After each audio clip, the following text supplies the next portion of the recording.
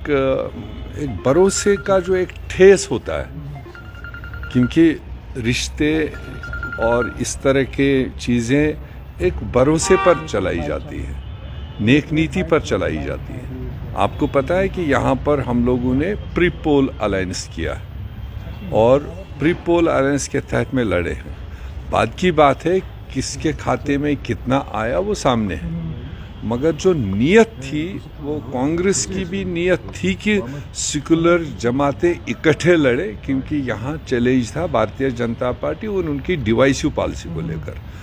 और उसके बाद में जब यहाँ सरकार भी बनी तो सरकार बनते वक्त भी उतना ब्रॉड बेस्ड डिस्कशन, जो मेजर पार्टी थी उतना ब्रॉड बेस्ड डिस्कशन हुआ नहीं, और कांग्रेस ने उस वक्त ऑप्ट किया कि हम काउंसिल ऑफ मिनिस्टर से बाहर रहेंगे।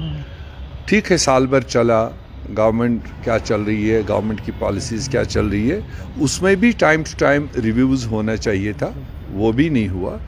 और आते आते राज्यसभा के 4 सीटों को लेकर इस सारी प्रकरण में पहली बार कहा कि एक राज्यसभा सीट कांग्रेस के नाम से दिल्ली जाना हमने मांगा, पार्टी ने मांगा, और उसको फिर किसी एक अथॉरिटी ने कहा ओके, और बाद में उसको हफ्ते भर में ट्रांसलेट करते करते धक्का मार मार के चौथे नंबर पर लाया, जबकि इनिशियल जो डिमांड थी वो फर्स्ट और सेकंड में से एक नेशनल कॉन्फ्रेंस लड़े, एक कांग्रेस लड़े, जो बाय एंड लार्ज सेफ उनका डिवीज़न है।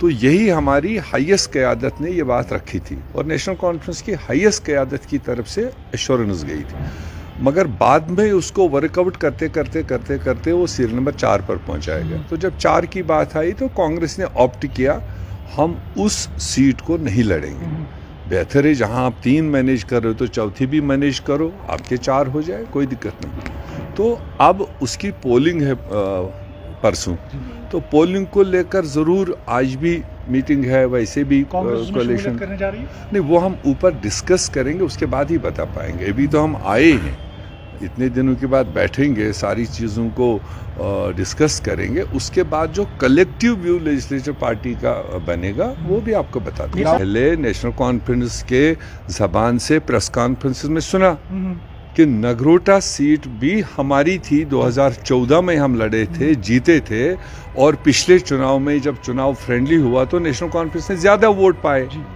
आपने नहीं सुना वो? उनका स्टेटमेंट पढ़िए, उनने कहा कि पिछले साल के चुनाव में भी हमने सबसे ज़्यादा वोट लिए हैं, मगर फिर भी अगर कांग्रेस लड़ना चाहे हम उनको देने के लिए तैयार हैं। तो हम तो बैग करने के लिए तो गए नहीं थे, हमने तो दामन तो फैला ही नहीं था। जिस चीज़ के लिए पार्टी का हक बनता था, जिस चीज़ पर हमारा दावा बनता था, वो राज्यसभा की सीट थी, उसको अगर आगे पीछे करते करते कहाँ पहुँचा दिया। तो असेंबली की सीट को लेकर तो अभी कांग्रेस ने कोई बात ही नहीं की थी, और फिर भी कहने लगे कि अगर कांग्रेस चाहेगी हम उनको छोड़ने के लिए। क्यों भाई? अब आप पिछली बार वहाँ जीते हुए हो, और 24 में आपने हाईएस्ट वोट लिए हैं, तो अगर कोई भी अंधे काने से भी फैसला करवाएंगे तो वो यही कहेगा कि भैया ये तो इनकी सीटिंग सीट थी, इनको दो। बात नहीं, ये इतना शॉर्ट नहीं है कि किस हक में जाए, दाएं जाए बाएं जाए। एक बात तो आपको मान के चलना पड़ेगा कि सेकुलरिज्म कांग्रेस को कोई सिखा नहीं सकता है, देशवाद कोई सिखा नहीं सकता है। कांग्रेस के बगैर देश में कोई पार्टी ही नहीं है जो भाजपा के पॉलिसीज़ के खिलाफ आमने सामने। इसके बाद अगर कोई आजकल बड़े अपने आप को प्लेयर्स निकले हैं देशभगत और एंटी बीजेपी, तो वो आप उनसे पूछ लीजिए। कांग्रेस को ये पूछने की ज़रूरत है ना, हमें किसी की सर्टिफिकेट की ज़रूरत। कांग्रेस जो फैसला करेगी वो